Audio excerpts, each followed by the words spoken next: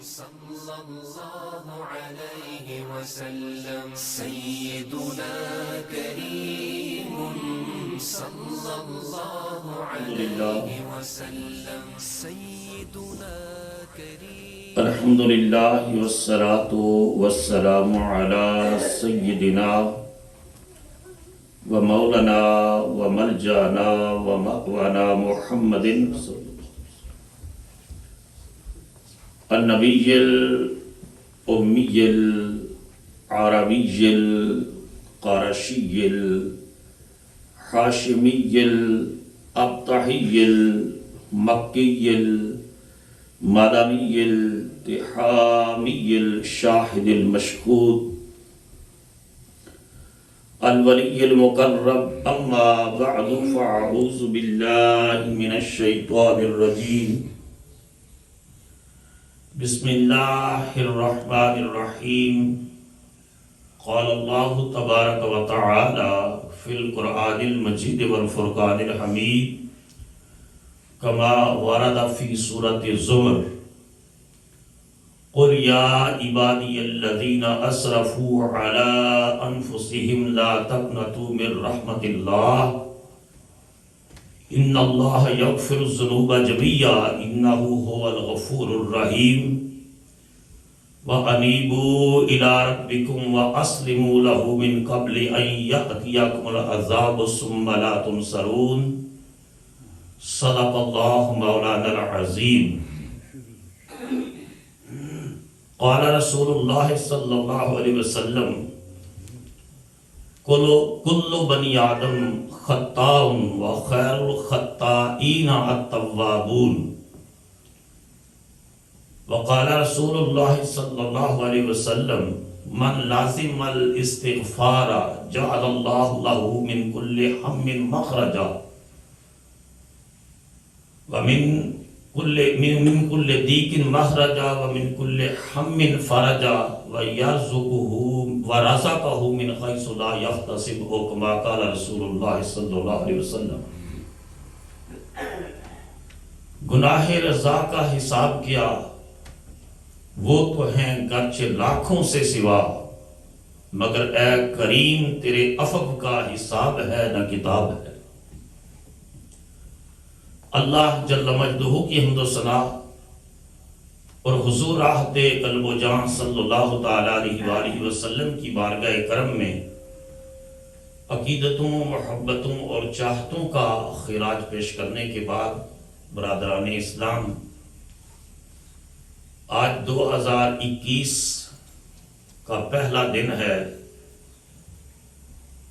اور جمعے کا دن ہے جس کو سید الایام دنوں کا سردار کہا گیا ہے مومن کی عید کہا گیا ہے مسلمان کی عید کہا گیا ہے تو میں دعا کرتا ہوں اللہ تعالیٰ اس سال کو میرے لیے آپ سب کے لیے امت مسلمہ کے لیے اور ساری انسانیت کے لیے خیر برکت نفع بخشی اور بلائی کا باعث بنائے اللہ اس وبا کو جس نے پوری دنیا کے نظام کو درم برم کر کے رکھ دیا ہے اللہ اس وبا کو اٹھا لے اور زندگی کے معمولات پھر سے شروع ہو جائیں آج کی گفتگو کا جو موضوع ہے وہ ہے توبہ اور استغفار ہر قوم ہر ادارہ ہر فرد نئے سال کے اوپر ایک ریزولوشن بناتا ہے کہ میری یہ پلاننگ ہے یہ میری ریزولوشن ہے میں اس کے مطابق زندگی بسر کروں گا اور مسلمان کی ریزولوشن کیا ہے مسلمان کی پلاننگ کیا ہے کہ گزشتہ گناہوں سے توبہ اور آئندہ برائی اور گناہ سے بچ کر نیکی اور تقوی کے راستے پر چلنے کا عزم کرنا یہ مومن اور مسلمان کی ریزولوشن ہوتی ہے میں نے آپ کے سامنے قرآن مجید کے 24ویں پارے سے سورہ زمر کی آیت نمبر 53 اور 54 تلاوت کی ہیں جس میں اللہ پاک نے ارشاد فرمایا ہے قل اے میرے محبوب آپ فرما دو جتنے بھی اہم ترین اعلانات ہیں اللہ تعالیٰ ڈائریکٹ کرنے کی بجائے زبان رسالت سے اللہ پاک کرواتا ہے حتیٰ کہ اپنی توحید کا اعلان بھی کروایا تو فرمایا قل هو اللہ احد، میرے محبوب آپ فرما دو کہ اللہ ایک ہے۔ تو اس سورہ زمر میں فرمایا قل یا عبادی الذین اسرفوا علی انفسہم لا تقنطوا من رحمت اللہ، اے میرے محبوب میرے بندوں کو بتا دو کہ جنہوں نے اپنی جانوں پر زیادتیاں کی ہیں، اپنی جانوں پر ظلم کیے ہیں، گناہ میں ڈوبے ہوئے ہیں، لا تقنطوا من رحمت اللہ، اللہ کی رحمت سے نا امید نہ ہونا۔ بولو اللہ کی رحمت سے مایوس نہ ہونا۔ ان اللہ یغفر الذنوب جمیعا، اللہ تمام گناہوں کو معاف کرنے والا ہے، اور اس کی پہچان کیا ہے؟ انہ هو الغفور الرحیم، وہ بخشنے والا ہے اور بہت بخشنے والا ہے اور رحم فرمانے والا۔ فرمایا تم اس رب کے بندے ہو کہ جس کے اختیار میں ہر چیز ہے، اور وہ فرماتا ہے کہ میں سارے گناہوں کو معاف کر دیتا ہوں، اور اس کا نے تعارف اپنا کروایا ہے کہ وہ غفور بھی ہے اور وہ رحیم بھی ہے، فارگیور بھی ہے اور موسٹ مرسیفل بھی ہے۔ اس سے بڑھ کر نہ کوئی بخشنے والا ہے، نہ اس کی ذات سے بڑھ کر کوئی رحم فرمانے والا ہے۔ اور اگلی آیت میں فرمایا وَأَنِيبُوا إِلَىٰ رَبِّكُمْ، اب اپنے رب کی بارگاہ کی طرف رجوع کرو، توبہ کرو، رب کی بارگاہ کی طرف آ جاؤ، وَأَسْلِمُوا لَهُ، اور اس کی بارگاہ میں سر تسلیم خم کر دو۔ You have to submit yourself in front of your God, your master. وَأَسْلِمُوا لَهُ، اس کے سامنے سر تسلیم خم کر دو، من قبل ان یاتیکم العذاب ثم لا تنصرون، اس وقت اور اس دن کی آنے سے قبل جب خدا کا عذاب آ جائے اور پھر تمہاری مدد نہ کی جائے گی۔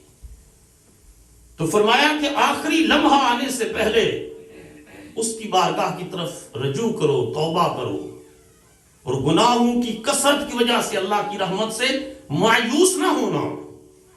یہ دروازہ اس وقت تک کھلا ہوتا ہے جب تک جان یہاں اٹکی ہوتی ہے، اس وقت تک کھلا ہوتا ہے، اور جب یہ وقت آتا ہے پھر انسان کہے میں توبہ کرتا ہوں، تو فرمایا پھر نہیں، اب دروازہ بند ہو گیا ہے۔ بڑا موقع دیا، فرمایا پلٹا، جب بھی تو پلٹ آئے گا، سچی توبہ کرے گا، رب کو ہمیشہ بخشنے والا اور رحم کرنے والا پائے گا۔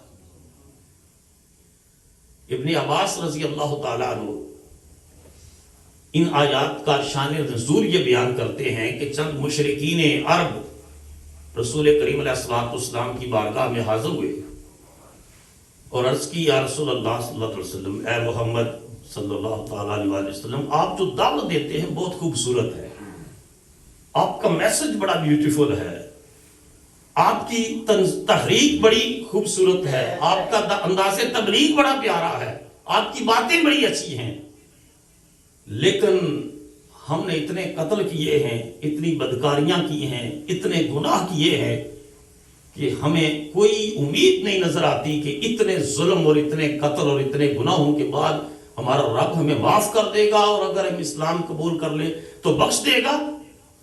یہ مشرکین عرب میں سے ایک گروہ حضور کی بارگاہ میں آتا ہے تو رب کائنات مصطفیٰ پر یہ آیت نازل فرماتا ہے۔ اونچا بولو نا، اللہ یہ آیت نازل فرماتا ہے، قل یا عبادی الذین اسرفوا علی انفسہم لا تقنطوا من رحمت اللہ، اے میرے محبوب میرے بندوں کو فرما دو کہ تم نے اپنی جانوں پر جو ظلم کیے ہیں، زیادتیاں کی ہیں، میری رحمت سے نا امید نہ ہونا۔ ان اللہ یغفر الذنوب جمیعا، اللہ تعالیٰ کسی سے کنسلٹ نہیں کرتا، اللہ کسی سے مشورہ نہیں کرتا، وہ کسی کے فیصلے کا پابند نہیں ہے، وہ تمام گناہوں کو معاف کرنے والا ہے۔ اس کا تعارف ہی یہ ہے انہ هو الغفور الرحیم، وہ بخشنے والا بھی ہے، وہ رحم فرمانے والا بھی ہے۔ جب یہ آیات اتری تو رسول اللہ صلی اللہ علیہ وسلم نے پتہ کیا تبصرہ فرمایا؟ اللہ اکبر، حضور نے فرمایا صلی اللہ علیہ وسلم نے، اگر مجھے ان آیات کے مقابلے میں ساری دنیا اور ساری دنیا کی دولت بھی مل جائے نا، تو میں ان آیات کے مقابلے میں ان کو ٹھکرا دوں جس میں میرا رب یہ کہہ رہا ہے کہ میں بندوں کے سارے گناہوں کو معاف کر دیتا ہوں۔ فرمایا کتنی قیمتی ہیں یہ آیات، کتنی قیمتی ہیں کہ ساری دنیا اور دنیا کی متاع ساری دنیا کی دولت بھی اگر مجھے مل جائے ان آیات کے مقابلے میں، تو حضور نے فرمایا وہ جو ہے اس کے مقابلے میں یہ آیات زیادہ قیمتی ہیں، یہ زیادہ قیمتی ہیں، جس میں رب فرما رہا ہے کہ اپنی جانوں پر زیادتیاں کرنے والوں، ظلم کرنے والوں، گناہ کرنے والوں، تمرد اور سرکشی کے راستوں پر چلنے والوں، اللہ کی رحمت سے نا امید نہ ہونا۔ شیطان تو چاہتا ہے کہ تمہیں نا امید کرے اور تمہیں کفر کے اوپر تمہاری موت ہو، لیکن تم اللہ کی رحمت کی امید رکھنا، اللہ کو ہمیشہ توبہ قبول کرنے والا اور گناہوں کو بخشنے والا پاؤ گے۔ اور اسی کے تناظر میں نے امام احمد رضا رحمۃ اللہ علیہ کا یہ شعر بھی پڑھا ہے۔ آپ نے کیا خوبصورت ان آیات کے تناظر میں یہ بات کہی ہوگی کہ گناہ رضا کا حساب کیا، وہ تو ہیں گرچہ لاکھوں سے سوا، کہ رضا کے گناہ کتنے لاکھوں سے زیادہ ہے گناہ رضا کے، گناہ رضا کا حساب کیا وہ تو ہیں گرچہ لاکھوں سے سوا، مگر اے کریم تیرے عفو کا نہ حساب ہے نہ شمار ہے، کہ میرے گناہ تو لاکھوں کے سے بھی بڑھ کر ہیں، مگر میرے رب تیرے کرم اور تیری مہربانی اور تیرے احسانات کا نہ حساب ہے نہ شمار ہے۔ تیرے تو جو احسانات اور فضل اور رحمتیں ہیں وہ کاؤنٹلیس ہیں، وہ کاؤنٹلیس ہے، وہ گنے نہیں جا سکتے۔ تیرے عفو کا نہ حساب ہے نہ شمار ہے، وہ تو ہر بندے کو معاف کرنے والا ہے، بشرطے کہ وہ اس کی طرف پلٹ آئے، اس کی بارگاہ کی طرف رجوع کرے۔ حضور علیہ السلام نے فرمایا کل بنی آدم خطاء، آدم کا ہر بیٹا خطا کار ہے، آدم کا بولو ہر بیٹا خطا کار ہے، گناہ کرنے والا ہے۔ کوئی نہیں کہہ سکتا کہ جی جو ہے وہ مجھے تو کبھی گناہ کا خیال نہیں آیا، میں نے کبھی نہیں کیا۔ حضرت نظام الدین اولیاء محبوب الہی فرماتے کہ جو آدمی یہ کہتا ہے نا کہ مجھے تو کبھی خیال بھی گناہ کا نہیں آیا، سب سے بڑا وہ منافق ہے۔ فرمایا مومن کو تو ہر وقت وسوسے ڈستے ہیں، ہر وقت گناہ کے خیال آتے ہیں، ہر وقت نفس اور شیطان اس کو برائی کی طرف اکساتا ہے۔ تو حضور نے فرمایا بنی آدم وہ خطا کار ہیں، وَخَيْرُ الْخَطَّائِينَ التَّوَّابُونَ، اور ان گناہگاروں میں سے جو بہتر ہے وہ توبہ کرنے والا ہے۔ بولو بہتر کون ہے؟ بولو سارے کون ہے؟ توبہ کرنے والا۔ اور اس میں لفظوں پر غور کرنا، حضور علیہ السلام نے فرمایا التوابون، بار بار توبہ کرنے والا، بار بار توبہ کرنے والا۔ ایک بار اگر توبہ ٹوٹ گئی کوئی بات نہیں، پھر جوڑ دے، پھر ٹوٹ گئی پھر جوڑ دے۔ ایک روایت میں آیا 70 بار بھی اگر تو اسے دن میں توبہ ٹوٹے تو پھر بھی رب سے سچی توبہ کرے، رب پھر بھی تجھے معاف فرما دے گا۔ اچھا یہاں کچھ لوگوں نے سوال کیا، انہوں نے کہا کہ خطا تو شر ہے، اس کے ساتھ اللہ کے رسول نے خیر الخطائین، بہتر گناہگار، شر کے ساتھ خیر کا لفظ کس طرح بولا ہے؟ تو علماء نے جواب دیا کہ اگرچہ خطا تو شر ہے، غلطی تو شر ہے، لیکن جب توبہ کرتا ہے نا تو اللہ تعالیٰ اس شر کو بھی خیر میں بدل کے رکھ دیتا ہے۔ اور پھر حضور علیہ السلام نے فرمایا قال رسول اللہ صلی اللہ علیہ وسلم من لازم الاستغفار جعل اللہ لہ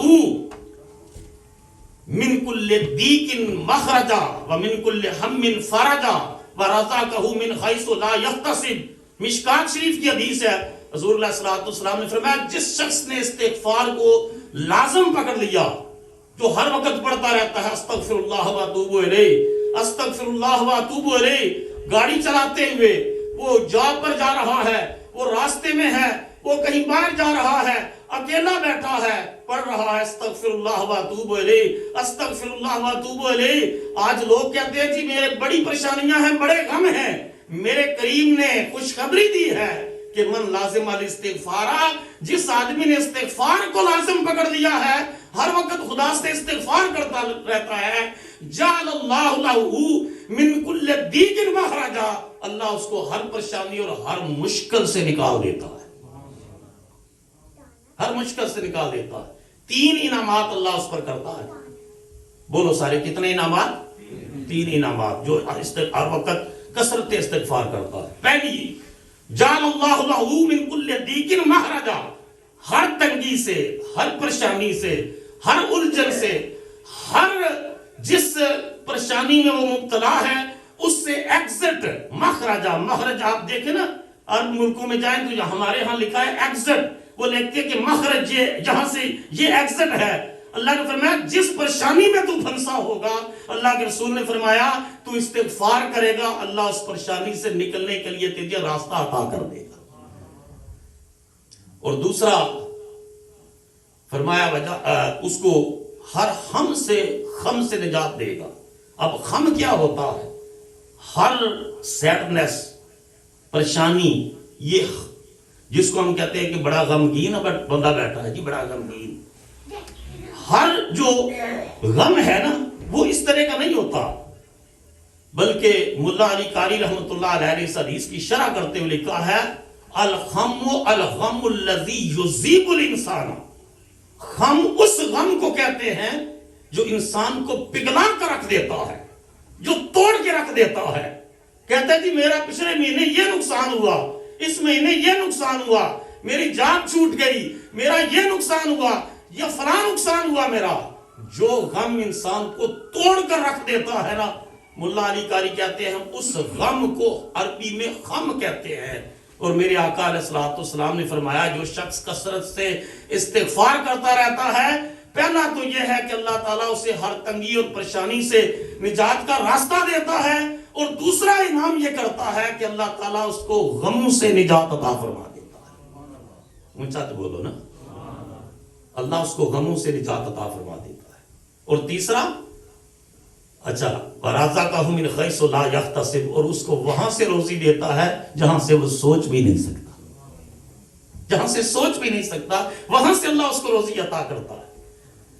اب یہ جو دوسرا فرمایا کہ اللہ اس کو غم سے نجات دیتا ہے، گہرے غم سے، ایسا پریشانی، ایسا غم جو انسان کو پگھلا دے، جو توڑ کے رکھ دے، اس سے نجات دیتا ہے استغفار کی کثرت۔ کیوں؟ اس کی وجہ کیا ہے؟ اس کی وجہ یہ ہے کہ کوئی محب اپنے محبوب کو پریشانی میں نہیں دیکھ سکتا، کوئی محب اپنے محبوب کو پریشانی میں نہیں دیکھ سکتا۔ اور قرآن کہہ رہا ہے ان اللہ یحب التوابین، اللہ توبہ کرنے والوں کو محبوب بنا لیتا ہے، تو جب وہ ان کو محبوب بنا لیتا ہے تو پھر ان کو غموں سے نجات عطا فرما دیتا ہے۔ وَرَزَقَهُ مِنْ حَيْثُ لَا يَحْتَسِبُ، اور اس کو وہاں سے روزی دیتا ہے جہاں سے وہ سوچ بھی نہیں سکتا۔ کہتا ہے جی یہ جاب مجھے توقع نہیں تھی کہ مجھے یہ جاب ملے گی، مجھے اندازہ نہیں تھا، میں گھر سے نکلا تھا اور مجھے شام کو اتنے پیسے مل جائیں گے۔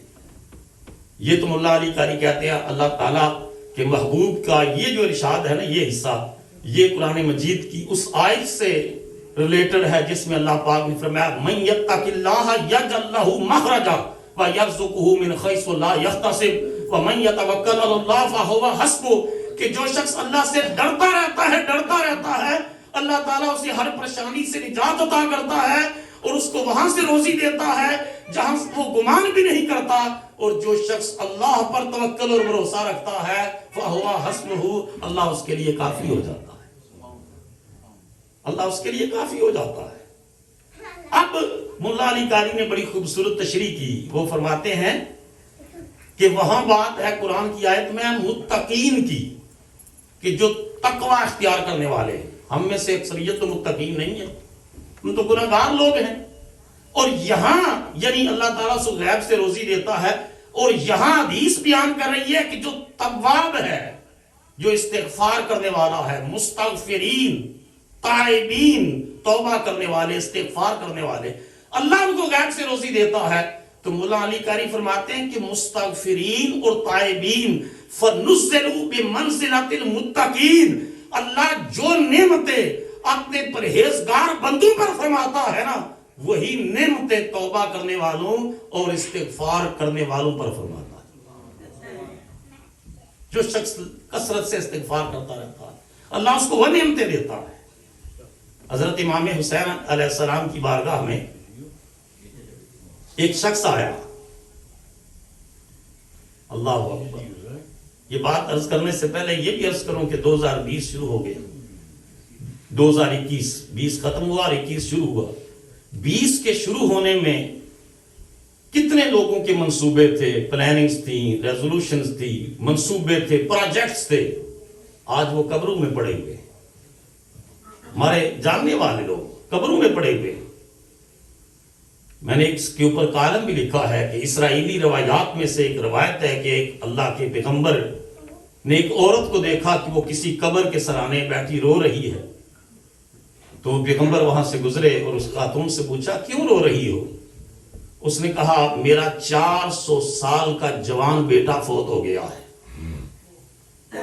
کتنا؟ بولو سارے، کتنا؟ 400 سال کا جوان بیٹا فوت ہو گیا ہے، اس کی جدائی میں یہاں بیٹھ کر رو رہی ہوں۔ پیغمبر نے پوچھا کب سے بیٹھی ہو؟ کہ لگی 60 سال سے بیٹھی رو رہی ہوں۔ تو وہ پیغمبر حیران ہوئے، انہوں نے کہا بی بی ایک امت ایسی آنے والی ہے جن کی اوسط عمر ایوریج ایج ہی 60 سال ہوگی، مگر ان کی امیدیں بڑی لمبی ہوں گی، ان کے منصوبے بڑے بڑے ہوں گے۔ وہ عورت اٹھ کھڑی ہوئی، اس نے کہا ان کی عمر ساری 60 سال کے قریب ہوگی۔ کہا ایوریج عمر، اوسط عمر ان کی 60 سال ہوگی، مگر ان کے لمبے منصوبے اور لمبے امیدیں ہوں گی کہ میں نے یہ بھی کرنا ہے، میں نے یہ بھی کرنا ہے، میں نے یہ بھی کرنا ہے، یہ بھی کرنا ہے۔ وہ عورت اتنی حیران و ششدر ہوئی کہ اتنی تھوڑی عمر اور اتنی لمبی لمبی امیدیں۔ اقبال کہتے ہیں اس فریب رنگ و بو کو گلستان سمجھا ہے تو، آہ اے ناداں کفس کو آشیاں سمجھا ہے تو۔ کفس کہتے ہیں پنجرے کو۔ حضور نے فرمایا دنیا سجن المومن، دنیا مومن کا قید خانہ ہے، وجنت الکافر، اور کافر کی جنت ہے۔ کافر جس طرح چاہے عیاشی کرے، وہ نیو ایئر نائٹ منائے، وہ ویکینڈ کے اوپر جو ہے وہ پارٹیاں کرے، وہ جس طرح چاہے، اس کی جنت ہے۔ اور مومن کے لیے قید خانہ ہے، اور قیدی کے لیے تو کہتا ہے جی قیدی مجھے وہاں سے بکلا دو، تو کہتے ہیں نو، رولز اینڈ ریگولیشن کے خلاف ہے، میں سیل فون استعمال کر لوں نہیں اجازت، ہفتے میں یا 15 دن میں ملاقات کا ایک دن ہے۔ تو اقبال کہتا ہے کہ اس کفس کو آشیاں سمجھا ہے تو، اے نادان تو اس پنجرے کو آشیانہ سمجھ لیا ہے، اور بندہ مومن کے لیے تو قید خانہ ہے۔ اور بندہ مومن جب اس جہان سے رخصت ہوتا ہے تو رب کائنات جو ہے اس پر اپنے انعامات کی بارش فرما دیتا ہے۔ تو میں عرض کر رہا تھا امام حسین کی خدمت میں ایک شخص آیا کہ لگا حضور بارش نہیں ہو رہی، فقر و فاقہ ہے، فصلیں تباہ ہو گئی ہیں، کوئی دعا فرمائے، وظیفہ فرمائے، عطا فرمائے۔ آپ نے ارشاد فرمایا اکثر من الاستغفار، فرمایا جا جا کر کثرت سے استغفار کر، اللہ بارش عطا فرمائے۔ اونچا بولو نا پیچھے تک، کیا کر؟ جا کر استغفار کر۔ اٹھ کے چلا گیا۔ تھوڑی دیر گزری، ایک اور شخص آیا، حضور اولاد کی بڑی خواہش ہے، آپ دعا فرمائے اللہ مجھے اولاد کی نعمت سے مالا مال فرمائے، اولاد نہیں ہے، کوئی وظیفہ بتائیں یا دعا فرمائیں۔ آپ نے فرمایا استغفر من الاستغفار، اکثر من الاستغفار، فرمایا جا کر کثرت سے استغفار کر، اللہ تجھے اولاد عطا فرمائے۔ اس نے کہا نواسہ رسول فرما رہے ہیں؟ لوگ اپنے پیر کے وظیفے پر یقین رکھتے ہیں، حسن اور حسین تو جنت کے جوانوں کے سردار اور کائنات کے پیروں کے پیر ہیں، کائنات کے پیروں کے پیر ہیں امام حسن اور امام حسین۔ اٹھ کے چلا گیا۔ تھوڑی دیر گزری، ایک تیسرا شخص آیا، آ کر عرض کرتا ہے اے نواسہ رسول جاب نہیں ہے، کاروبار بڑا بندہ ہو گیا ہے، انکم کے سورسز نہیں ہیں، کوئی وظیفہ بتائیں، کوئی ورد بتائیں، دعا فرمائیں۔ آپ نے فرمایا اکثر من الاستغفار، جا کر کثرت سے استغفار کر۔ پیچھے تک آواز آئے، جا کر کثرت سے استغفار کر۔ وہ بھی اٹھ کے چلا گیا کہ نواسہ رسول کا عطا کردہ وظیفہ ہے۔ جب وہ چلا گیا تو جو مجلس میں بیٹھے ہوئے لوگ تھے انہوں نے عرض کی اے امام حسین علیہ السلام، آپ کے نانا جان پر بھی کروڑوں رحمتیں ہوں، آپ کے خاندان پر بھی کروڑوں رحمتیں ہوں، محمد صلی اللہ علیہ وسلم اور محمد کی آن پر اللہ کی رحمتیں اور برکتیں ہوں۔ ہر سائل آیا، مسئلہ جدا جدا بیان کیا، آپ نے وظیفہ ایک ہی بتایا۔ پہلے نے کہا بارش نہیں ہو رہی، آپ نے فرمایا کثرت سے استغفار کر۔ دوسرے نے کہا اولاد نہیں ہے، آپ نے فرمایا کثرت سے استغفار کر۔ تیسرے نے کہا کہ جو ہے وہ جاب نہیں ہے، آپ نے فرمایا کثرت سے استغفار کر۔ وجہ کیا ہے؟ امام حسین نے ارشاد فرمایا اے سوال کرنے والوں، تم نے قرآن پاک کی سورہ نوح کی تلاوت نہیں کی؟ اونچا بولو جی حضور کیا فرمایا اللہ تعالیٰ سورہ نوح میں ارشاد فرماتا ہے استغفروا ربکم انہ کان غفارا، کثرت سے رب کی بارگاہ میں توبہ اور استغفار کرو، رب بہت بخشنے والا ہے۔ یرسل السماء علیکم مدرارا، وہ آسمان کو چھوڑے گا تمہارے اوپر بارش برساتا ہوا، وَيُمْدِدْكُمْ بِأَمْوَالٍ وَبَنِينَ، وہ تمہاری دستگیری اور مدد کرے گا بیٹوں کے ذریعے اور مالوں کے ذریعے، وَيَجْعَلْ لَكُمْ جَنَّاتٍ، اور تمہیں باغات عطا فرمائے گا، وَيَجْعَلْ لَكُمْ أَنْهَارًا، اور تمہارے لیے نہریں جاری فرمائے گا۔ فرمایا سارے مسئلوں کا حل تو اللہ پاک نے بتا دیا ہے کہ میری بارگاہ میں کثرت سے استغفار کرو تو میں بارشیں بھی دوں گا، میں بیٹے بھی دوں گا، میں مال بھی دوں گا، میں نہریں بھی دوں گا، میں جنتیں بھی عطا کروں گا۔ من لازم الاستغفار، جس نے استغفار کو لازم پکڑ دیا۔ حضور علیہ الصلوۃ والسلام روزانہ، حضور اللہ کی معصوم پیغمبر ہیں، سارے نبی معصوم ہوتے ہیں، بولو سارے نبی معصوم ہوتے ہیں۔ حضور نے فرمایا میں روزانہ 70 بار اللہ کی بارگاہ میں استغفار کرتا ہوں، اللہ اکبر۔ اور ایک حدیث میں آتا ہے کہ میں 100 بار روزانہ اللہ کے حضور استغفار کرتا ہوں۔ نماز سلام پھیرا، حضور استغفر اللہ و اتوب الیہ، 3 بار حضور کا معمول مبارک تھا فرض نماز کے امیڈیٹ آفٹر، استغفر اللہ و اتوب الیہ، استغفر اللہ و اتوب الیہ۔ بخاری اور مسلم کی متفق علیہ حدیث ہے، یہ اتھینٹسٹی کے اعتبار سے ہائی لیول کی حدیث ہوتی ہے، جس کو امام بخاری بھی نریٹ کریں اور امام مسلم بھی نریٹ کریں، ایگریڈ اپان، متفق علیہ حدیث۔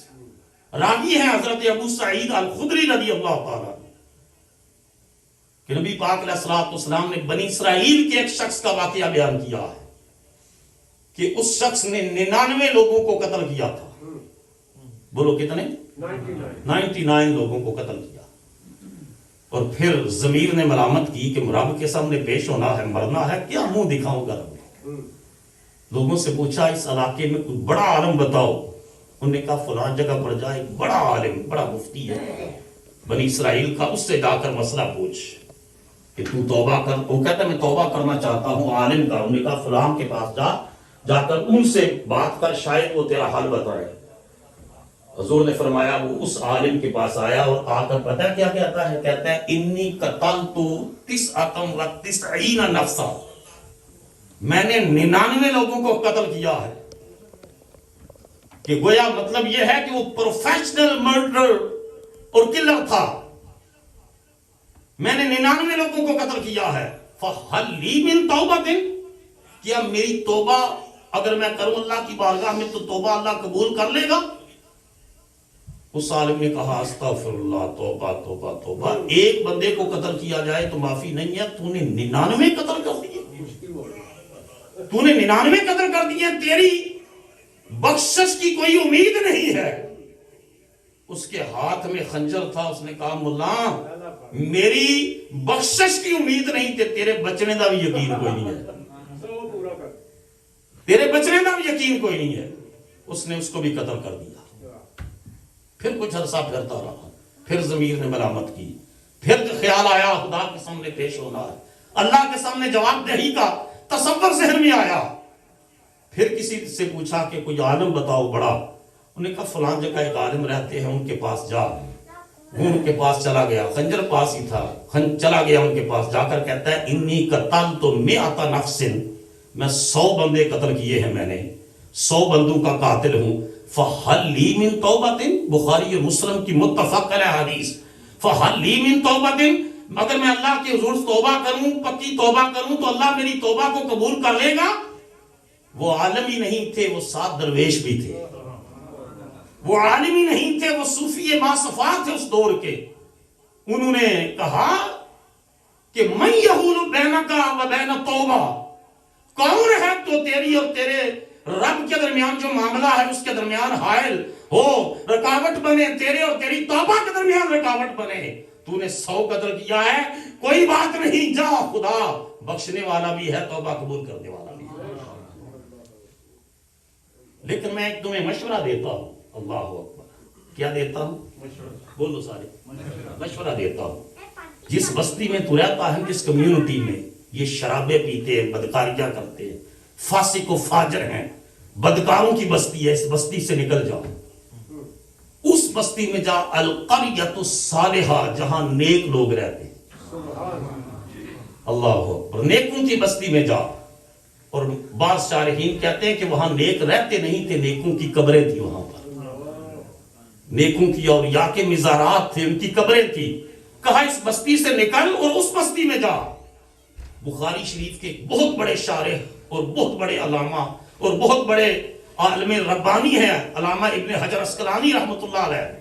انہوں نے اس حدیث کی شرح میں لکھا کہ وہ جو نیکوں کی بستی تھی نا، اس کا نام تھا ناصرہ. بولو، اس کا نام کیا تھا؟ ناصرہ.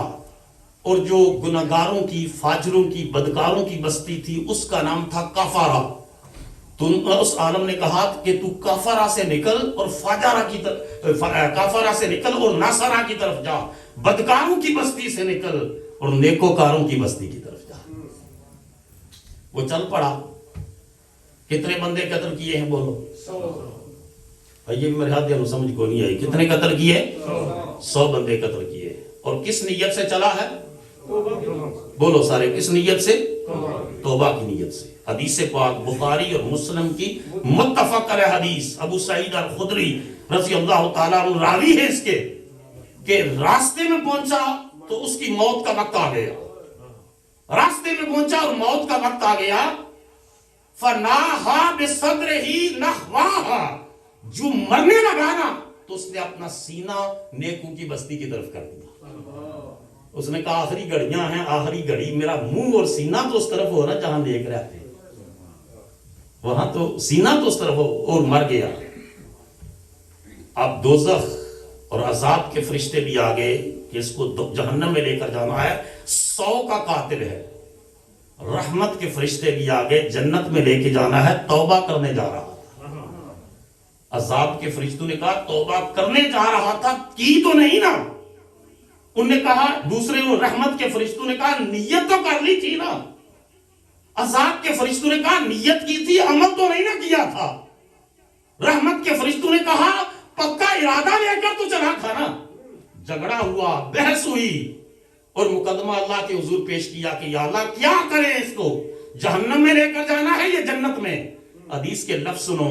حضور نے فرمایا، اللہ پاک نے فرشتوں کو کہا کیسو بینہما، ان دونوں بستیوں کے درمیان پیمائش کر لو. اگر گناہگاروں کی بستی کے قریب تھا تو پھر جہنم میں جائے گا، نیکوکاروں کی بستی کے قریب تھا تو جنت میں جائے گا. نیکوں سے نفرت کرنے والوں، جن کی بستیوں کے قریب جانا جنت کا سبب بنتا ہے. اللہ کے ولیوں کے مزارات پر شرک کے فتوے لگانے والوں، جن کی بستی کی طرف نیک نیت سے چل پڑنے پر خدا رحمت کا وعدہ فرما دے. اب حدیث مبارکہ میں آتا ہے کہ یہ فرشتوں کو کہا فرمائش کرو. اگر وہ کافرہ کے قریب تھا تو جہنمی، اگر ناصرہ کے قریب تھا تو جنتی. اب ایکچول سچویشن یہ تھی کہ ابھی وہ ہاف تک نہیں پہنچا تھا، ابھی ہاف تک نہیں پہنچا تھا. اور حضور نے فرمایا، اللہ پاک نے، یعنی حضور کے ارشاد پاک میں یہ بات ہے، اور اس کا پھر شرح بیان کی شارحین حدیث نے کہ اللہ پاک نے اس زمین کو حکم دیا تقربی، تو قریب ہو جا. اونچا بولا، تقرب، تو قریب ہو جا. اور اس لفظوں پر غور کرنا، تقربی، تو قریب ہو جا. کیوں قریب ہو جا؟ کہ تجھ پر اہل قرب رہتے ہیں، تجھ پر اہل قرب رہتے ہیں. اور دوسری جو کافرہ بستی تھی اس کو فرمایا تباعدی، تو دور ہو جا، کہ تجھ پر اہل بعد رہتے ہیں، اہل بعد، دور رہنے والے.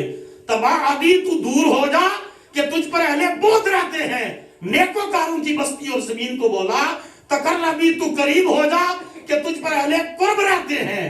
فرشتوں کو لگایا کہ میں عدل والا ہوں، میں عدل کر رہا ہوں، پیمائش کر لو اور تم میرے نظام عدل کے تحت فیصلہ کر لو. اگر کافرہ کے قریب ہے جہنمی، ناصرہ کے قریب ہے جنتی. فرشتے پیمائش کر رہے ہیں اور خدا زمین کو عدل کر رہا.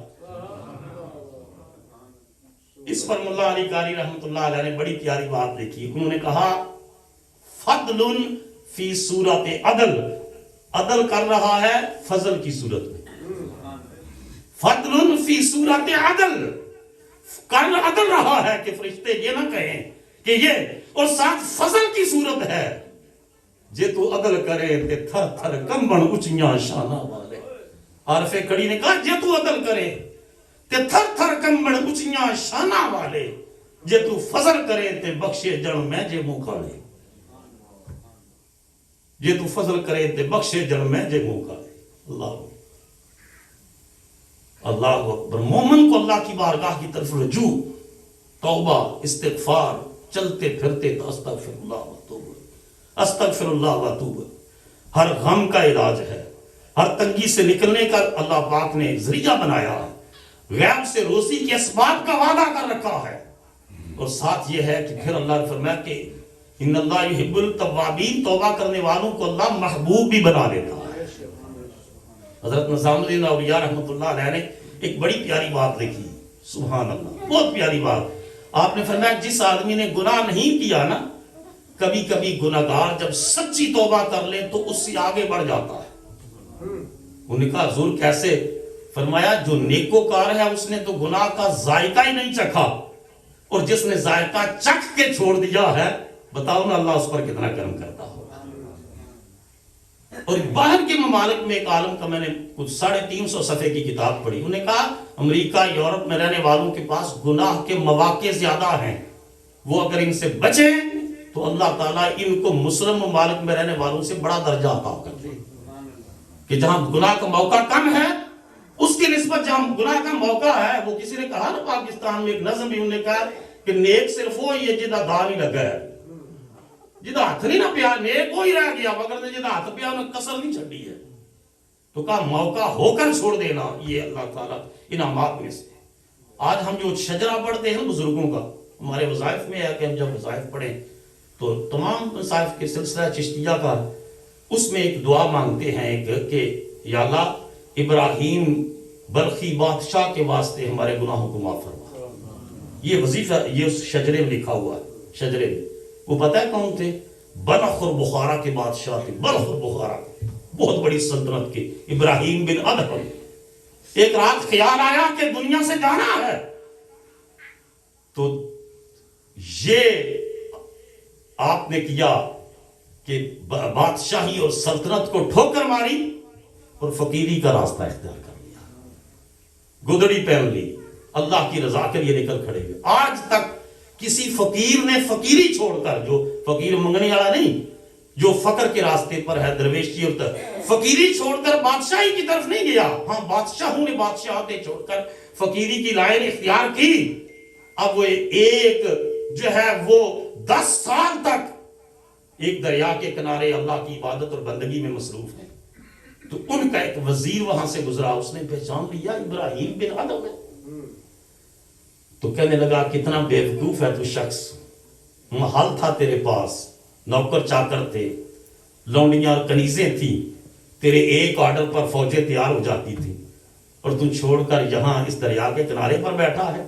آپ نے فرمایا بے وقوف میں نہیں ہوں تو ہے. وہاں میرا حکم صرف فوج پر چلتا تھا، محل کے نوکروں اور امپلائیز پر چلتا تھا. آپ گدڑی سی رہے تھے اور اپنی سوئی اس طرح ایک دریا میں پھینک دی اور فرمایا میں تجھے نظارہ کروں رب کے قرب کا. کہ لگا کیا؟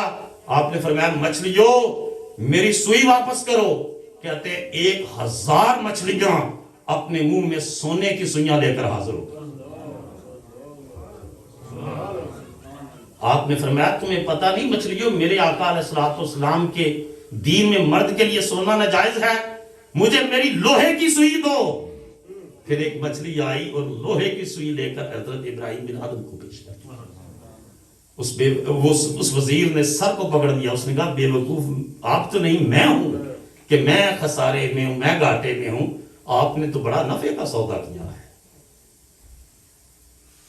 اللہ کیا ہے اقبال کہتے ہیں کیا ہے متاع غرور کا سودا تم نے، فریب سود و زیاں لا الہ الا اللہ وما الحیات الدنیا الا متاع الغرور. آؤ آج نیا سال شروع ہوا ہے، وعدہ کریں کہ ہم اپنی زندگی رب کے احکامات کے مطابق گزاریں گے انشاءاللہ. انشاءاللہ اونچا بولو نا.